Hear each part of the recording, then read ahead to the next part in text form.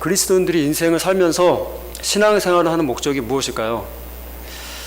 신앙생활하는 목적은 다시 말하면 사람이 살아가는 목적이라고 말할 수 있습니다. 사람이 살아가는 주된 목적은 하나님을 영화롭게 하며 영원토록 하나님을 즐거워하는 것입니다. 하나님을 영원하게 하고 하나님을 영원토록 즐거워하는 삶을 살기 위해서는 어떻게 해야 할까요? 오늘 함께 읽은 신명기 8장에서는 이렇게 말씀하고 있습니다. 내 하나님 여호와의 명령을 지키며 그분의 길을 따라가고 그분을 경외하라. 여러분도 이 말씀에 동의하십니까? 이 말씀이 좀 생뚱맞지는 않으세요? 내 하나님 여호와의 명령을 지키며 그분의 길을 따라가고 그분을 경외하라. 이것이 바로 하나님을 영원하게 하고 하나님을 영원토록 즐겁게 하는 것입니다. 그것이 바로 우리의 삶의 목적이고 신앙의 목적이 되는 것입니다. 여호와의 명령을 지키며 그의 길을 따라가며 그를 경외하는 것, 이것을 까먹고 신앙생활을 하면요, 말짱 도루묵입니다. 말짱 황이라고 하죠. 안고 없는 찐빵과 같고 또 노른자가 빠진 그런 계란과 같습니다. 우리가 아무리 열심히 신앙생활을 해도 그 중심에 여호와의 명령을 지키고 그의 길을 따라가고 그를 경외하는 것이 없으면 그럼 우리의 모든 신앙생활은 아무것도 아니라는 것입니다. 열심히 일하고 또 성실하게 가정을 꾸리며 편안한 노후를 대비하고 또 편안하게 건강하게 노후를 보내며 사는 것 다 좋습니다. 그러나 이 모든 것보다 여호와 하나님을 바로 알고 그분이 주신 말씀을 따라서 사는 것이 먼저가 되어야 합니다. 하나님께서는요, 우리가 이러한 삶을 살도록 도와주세요. 하나님께서 우리가 이렇게 하나님을 경외하고 하나님의 명령을 준행하고 그의 길을 따라 살도록 우리를 도와주시는데 어떻게 도와주시냐면 우리의 교만을 꺾으세요. 우리의 교만을 꺾어주시고요. 또 우리의 미련한 마음을 깨우쳐 주시기 위해서 때로는 우리를 낮추시고 때로는 우리를 시험에 들게도 하십니다. 시험을 주세요. 또 때로는 광야의 길을 걷게도 하시고요. 때로는 주르게도 하시고요. 또 때로는 만나와 같은 이덕도 맛보게 하십니다.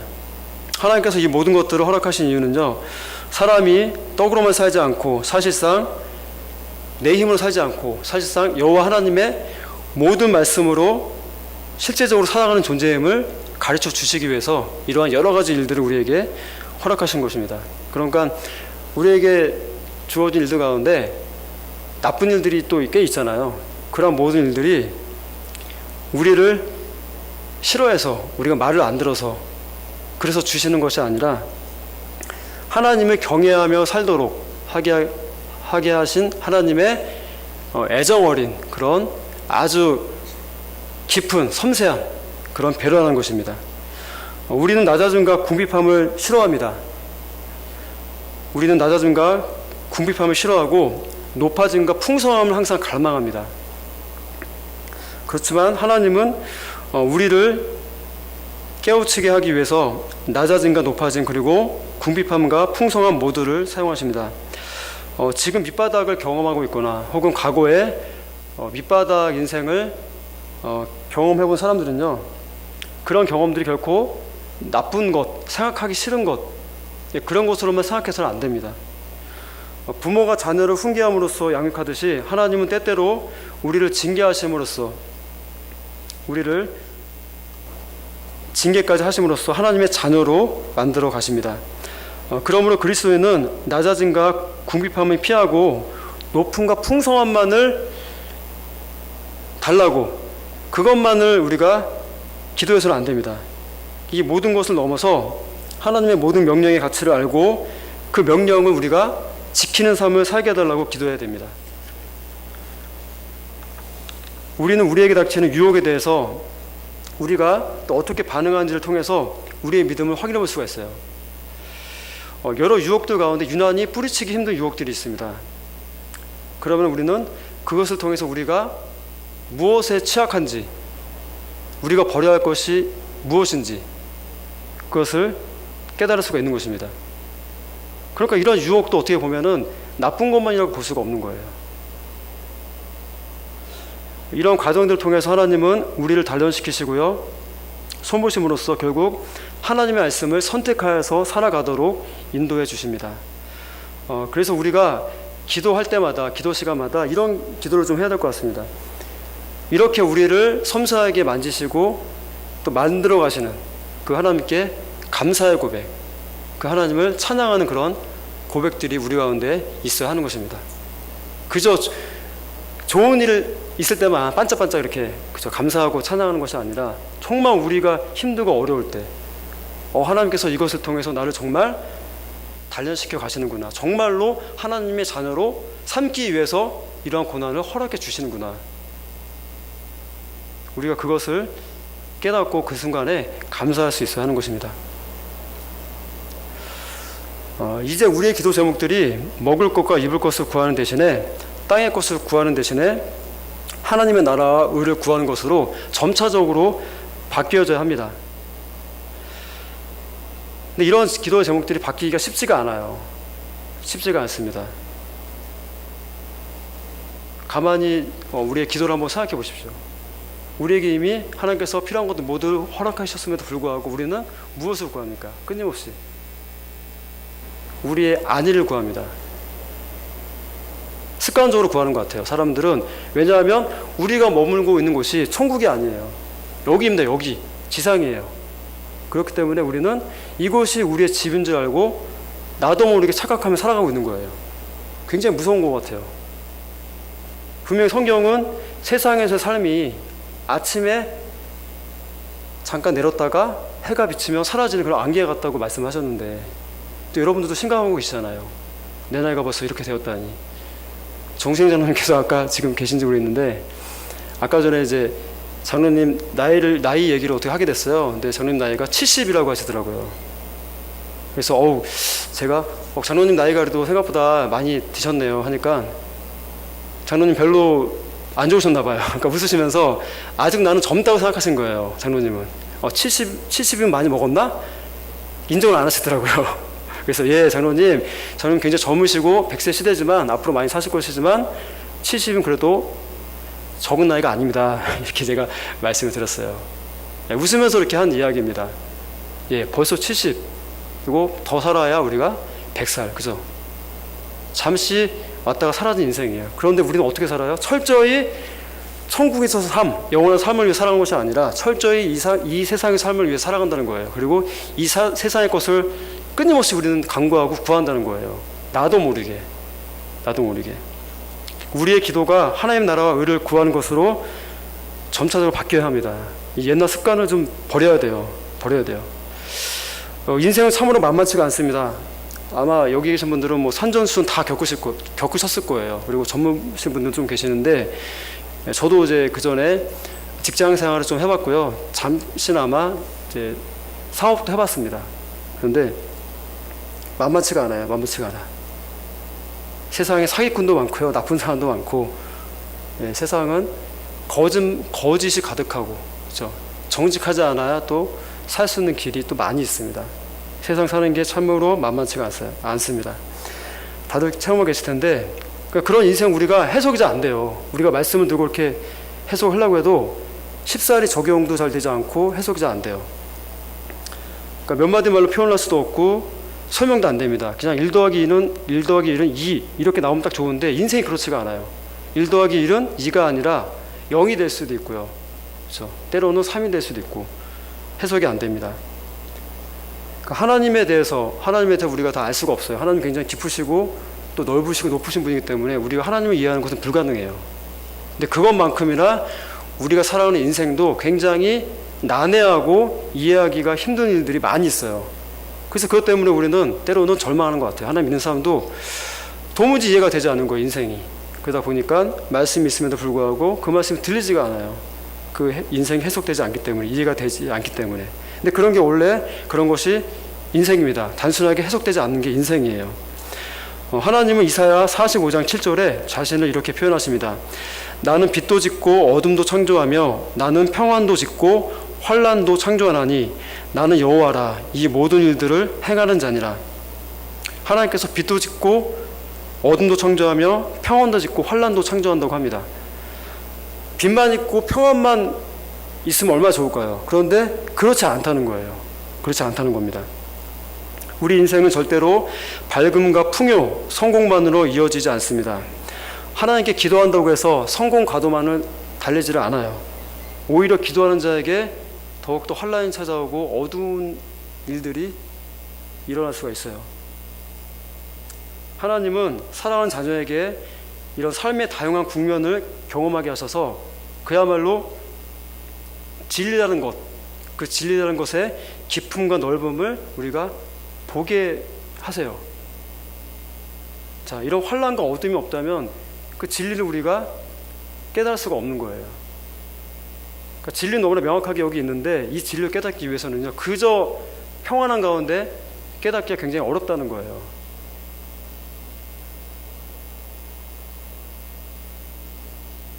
그래서 하나님께서 이러한 다양한 인생의 국면들을 우리에게 허락하시는 것입니다. 그것을 통해서 하나님의 뜻을 우리에게 좀 구체적으로 나타내 보이시기 위해서 그렇게 하시는 것입니다. 기도하면 다 응답되고 망사 형통된다, 이러한 이야기도 많이 들어보셨을 거예요. 그렇죠? 그런데 이러한 말은요, 기독교를 비신화하고요, 웃음거리로 전락시키는 그런 사탄의 옅은 속임수예요. 속임수. 자, 제가 질문하겠습니다.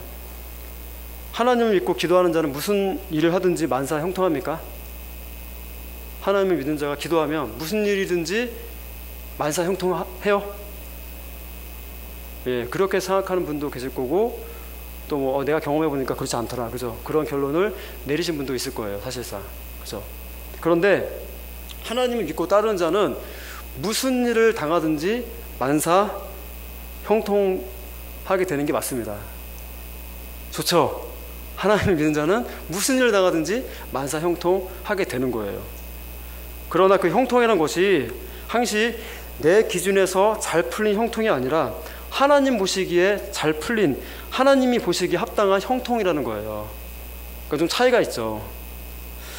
하나님이 보시기에 지금 내게 주신 이 고난이 내 영혼을 위해서는 형통할 수 있다는 거예요. 내가 보기에는 최악이다, 내 인생 망했다, 이렇게 생각할 수 있는데 그것이 아니라 하나님 보시기에 내 영혼을 그토록 사랑하시고 나를 위해 간구하시니까 하나님께서 보시기에는 지금 나에게 주어진 고난이 나를 위해서는 가장 형통한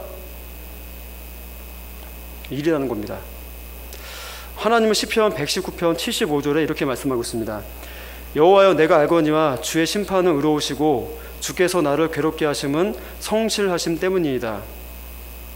예, 좀 이상하지 않습니까? 주께서 나를 괴롭게 하시는 것이, 괴롭게 하심이 성실하심 때문이라고 말하고 있어요.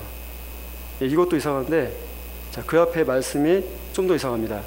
그 앞에 주의 심판은 의로우시다, 이렇게 이야기하고 있어요. 주의 심판은 의로우시고 주께서 나를 괴롭게 하심은 성실하심 때문이다. 자, 주께서 행하시는 것은 모두 의로우십니다. 맞습니까? 주님께서 행하시는 것은 모두 의로우시죠. 맞죠? 그렇죠? 하나님께는 의롭지 않은 것이 단 하나도 없어요. 의로우신 것을 행할 수가 없는 분이 하나님이세요. 하나님이 행하신 것은 다 의로우십니다. 우리가 다 이해하지 못할 뿐이지 하나님은 항상 의로우시고 완전하게 선하신 분이십니다. 이것을 안다면 주님께서 나를 괴롭게 하심이 성실하심 때문이다 라는 말씀을 우리가 수용할 수 있게 되는 거예요. 아, 그 의로우신 하나님께서 나를 괴롭게 하시는 것은 그 하나님의 성실하심 때문이구나. 그게 이제 우리가 수긍이 되어지는 거예요. 인정할 수 있게 됩니다.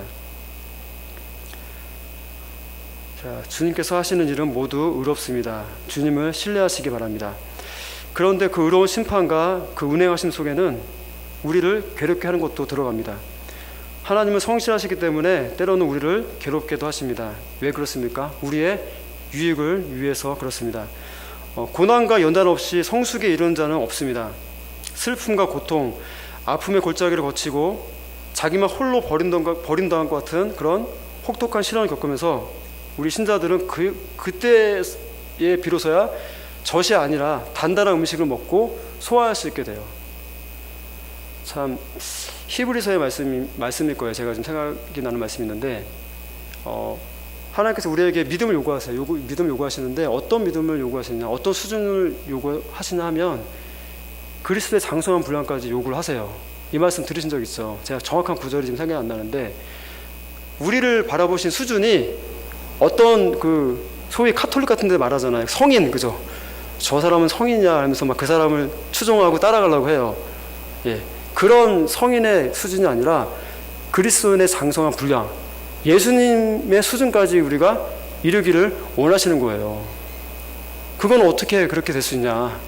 하나님께서 우리에게 허락하신 이 말씀, 그냥 복 주겠다, 뭐 내가 하는 일에 내가 복을 주겠다, 범사에 내가 너를 지켜주실 것이다, 지켜줄 것이다, 뭐 이런 말씀이 아니라, 그런 말씀 귀하죠. 너무나 귀하고 또 단단한 말씀이기도 해요. 그런데 그렇지 않은 말씀들, 정말 우리가 보기에 납득할 수 없고 받아들이고 싶지 않은, 또 우리가 행하고 싶지 않은 그런 말씀들 많이 있잖아요. 그죠? 그러한 단단한 말씀, 그 모든 말씀 우리가 먹을 수 있어야지 우리가 예수님처럼 되는 거예요. 예수님의 수준까지 올라가는 거예요. 하나님 우리한테 그것을 기대하고 바라고 계세요. 우리 수준이 그런 수준에 갈 겁니다. 그죠? 그런 수준에 다다를 거예요. 하나님은 그것을 바라보시고 우리를 끊임없이 연단하시고 고난을 허락하여 주시는 거예요. 자, 하나님이 왜 사탄에게 욥을 치는 것을 허락하셨을까요? 그것은 욥이 자신의 상황과 관계없이 항상 하나님을 경외하고 악에서 떠나고 정직하게 하나님을 경외하기를 바라셨기 때문이에요.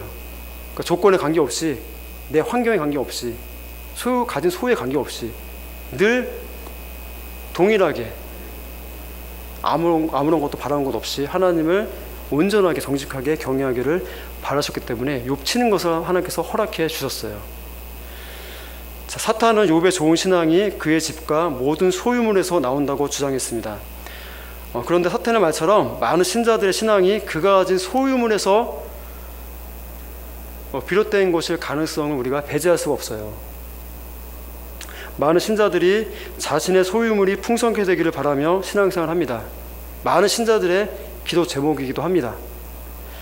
제가 오래전에 참 좋아했던 연예인이 있습니다. 지금도 뭐 딱히 싫어하지는 않는데 그분에게 좀 실망한 점이 있어요.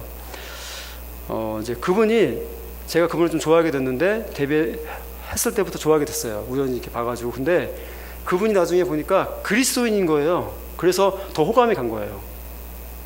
예, 사람도 착하고 착한 데다가 또 얼굴도 예쁜 데다가 신실한 그리스도인인 것 같아요. 그분을 보니까. 그래서 더 팬심이 더 커졌어요.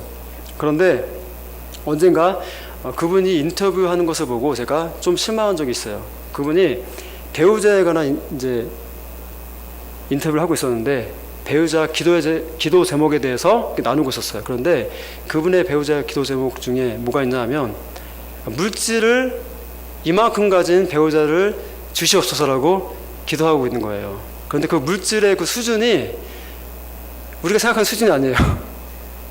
예. 엄청나. 그러니까 그 얘기 듣고 조금 실망을 했어요.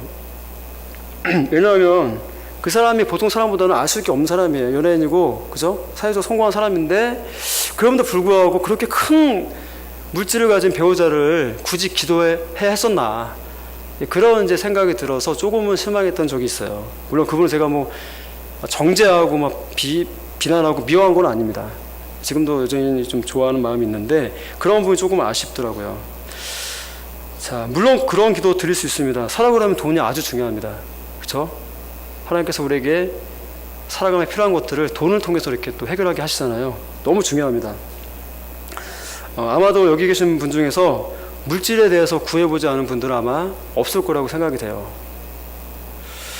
물질이 궁핍할 때는 기도해야 됩니다. 물질을 얻을 수 있는 건강과 지혜를 달라고 기도를 해야 되고요. 또 물질을 얻을 수 있는 직장과 또 사업터를 위해서 우리가 기도해야 됩니다. 자, 그러나 중요한 것은 물질을 구하는 기도가 잘못되었다는 것이 아니라 진정으로 사람을 살게 하고 삶을 지탱케 하는 것이 물질이 아니라 하나님이시라는 거예요. 하나님. 네. 우리를 정말 살게 하는 것, 나를 살게 하는 것이 이런 물질이 아니라 사실상 하나님 자체라는 거예요. 하나님 자체. 자, 이것을 안다면 인간의 생사화복을 주관하시는 하나님을 구하고 그분의 뜻과 목적에 따라 사는 것이 가장 현명한 삶이 아닐까요? 나를 정말 살게 하는 데 있어서 가장 중요한 분이 하나님이라는 것을 안다면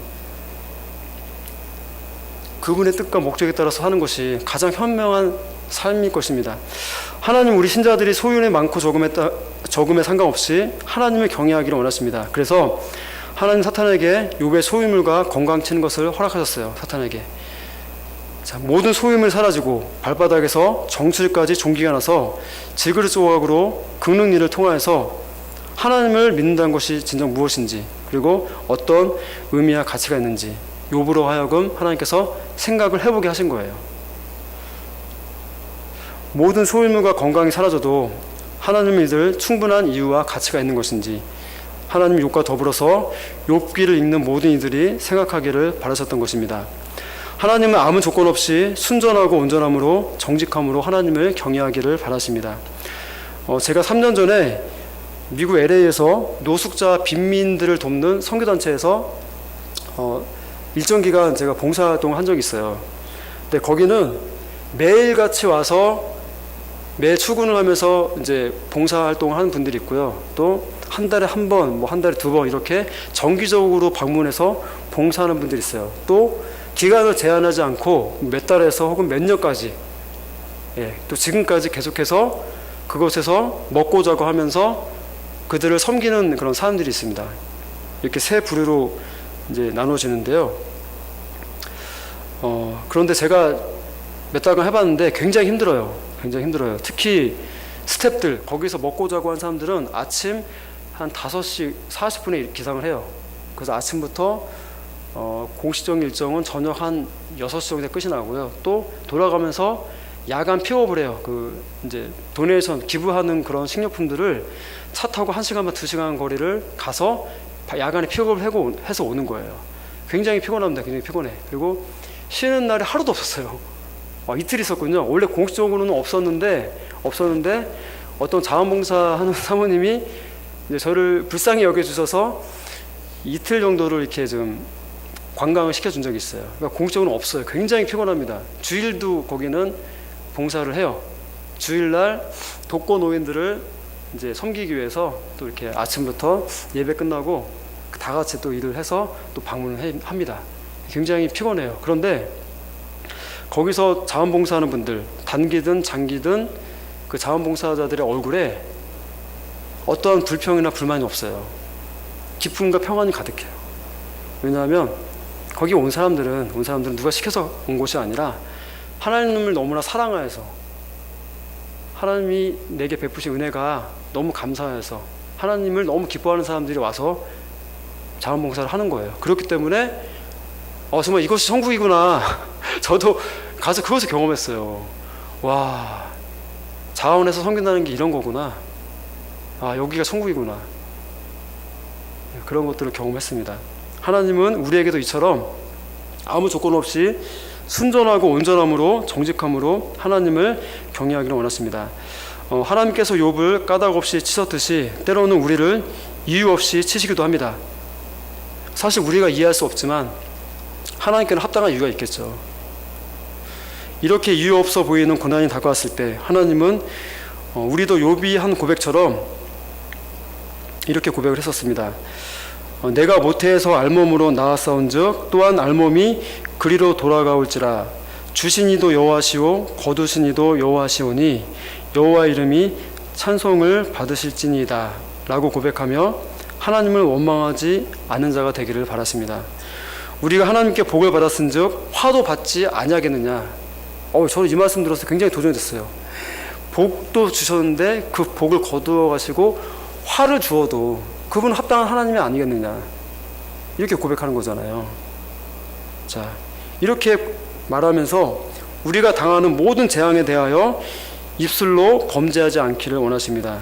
하나님의 주권을 온전히 인정해 드리기를 원하십니다.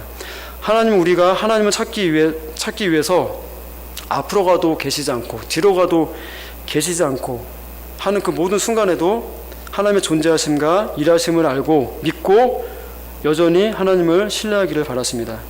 그러니까 우리가 아무리 하나님을 찾아도 도무지 내게 말씀하시는 것 같지 않고 듣지 않으시는 것 같은 그 순간 있잖아요. 그런 순간들 있잖아요. 그 순간에도 그럼 우리 생각이지 하나님 그렇지 않다는 거예요. 우리가 그렇게 느끼지 못할 뿐이지 하나님은 결코 그런 분이 아니라는 겁니다. 그 순간에도 하나님은 우리를 위해서 여전히 그 계획하신 바를 이루시고 일하고 계신다는 거예요. 그러니까 그것을 믿기를 원하시는 거예요. 믿기를 원하시는 거예요.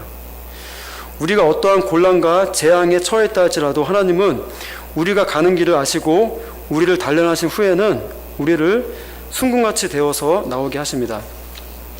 설사 세상에서 순금 같은 삶을 살지 못한다고 해서 실망할 필요가 없습니다. 왜냐하면 우리 모두는 영원한 하나님 나라에서 존귀하신 하나님 앞에 순금이 되어서 나아갈 것이기 때문입니다. 바로 이것을 아는 자만이 바른 기도를 할 수 있는 거예요.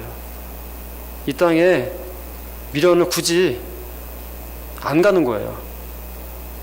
그저 세상에 있는 것들이 시시하게 보일 수 있는 거예요. 세상에 있는 것들이 결코 나를 만족시킬 수가 없는 것이구나 라고 깨달을 수가 있는 것입니다. 여러분은 무엇을 추구하며 살아가고 있습니까? 여러분들은 어떤 것을 가장 관심 가져하고 그것을 추구하면서 지금 살아가고 있어요. 여러분이 이루고 싶어하는 인생의 목적과 목표는 무엇입니까? 그것이 하나님과 어떤 연관성이 있습니까? 요즘 여러분이 드리는 기도의 내용은 무엇입니까? 우리는 우리의 삶을 살아가기에 앞서서 하나님 우리에게 요구하시는 삶의 내용이 무엇인가에 대해서 먼저 관심을 가져야 합니다. 하나님이 우리에게 원하시는 것은 우리가 하나님의 명령을 지키며 그의 길을 따라가며 하나님을 경외하며 살아가는 것입니다. 우리의 삶의 목적과 목표가 철저히 이것에 맞춰져 있어야 됩니다. 너무나 뚜렷해요. 우리의 인생의 목적은, 하나님께서 주신 목적은 하나님 명령을 준행하며 그분의 길을 따르며 그분을 경외하는 거예요. 이거 이상도 이하도 없어요. 그래서 이제 너희는 무엇을 하든지 하나님의 영광을 위하여 하라고 말씀하시잖아요. 그것이 같은 말씀입니다. 같은 말씀이에요. 이제 우리의 기도의 내용이 바뀌어야 합니다. 이제 나의 욕심을 따라서 기도하는 것을 멈춰야 합니다. 나의 욕심만을 따라서 기도하는 것은 여느 우상 숭배자들이 하는 기도와 별반 다를 바가 없습니다. 이 시간에 무엇을 기도할 것인가, 기도의 내용에 대해서 말씀을 나누어 보았습니다. 간절히 바라고 원하옵기는 오늘 말씀을 통해서 우리를 향하신 하나님의 말씀을, 하나님의 목적을 재차 발견하고 우리들의 기도의 내용과 목적이 바뀌기를 소망합니다. 우리의 기도와 우리의 삶의 목적이 하나님의 명령을 지키며 그분의 길을 따라가고 그분을 경외하는 것으로 우리의 모든 목적과 기도 내용이 변경되어지기를 원합니다. 다 같이 기도하겠습니다.